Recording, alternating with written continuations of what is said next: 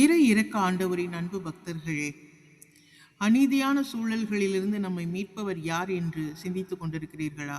இதோ இறை இறக்க ஆண்டவரின் வாக்கு உங்களுக்காக. 1 யோவான் 1:9 அவர் இவ்வாறு கூறுகின்றார்: நமது பாவங்களை நாம் ஒப்புக்கொண்டால் அவர் உண்மை உள்ளவரும் நீதி உள்ளவருமாய் இருப்பதால் நமது பாவங்களை மன்னித்து எல்லா அநீதிகளிலிருந்தும் நம்மை தூய்மைப்படுத்துவார் என்று கூறுகின்றார். ஆம், பாவம் மனிதனை இறைவனிடமிருந்து விலக்கி உள்ளத்தின் அமைதியையும் நம்பிக்கையும் பறிக்கின்றது. ஆனால் இறைவனின் இரக்கம் பாவியை அழிவில் விட்டுவிடுவதில்லை, மனம் திரும்பும் ஒவ்வொருவரையும் அன்போடு மீட்டெடுக்கிறது. இறைவனின் இரக்கம் என்பது கடந்த கால பாவங்களை அழித்து விடும் கருணை மட்டுமல்ல, இனி பாவத்தின் பாதையில் நடவாமல் காக்கும் வல்லமையும் ஆகும். அவர் நமக்கு பரிசுத்த ஆவியின் துணையையும் இறைவார்த்தையின் ஒளியையும் அழித்து நீதியின் வழி நடத்துவார்.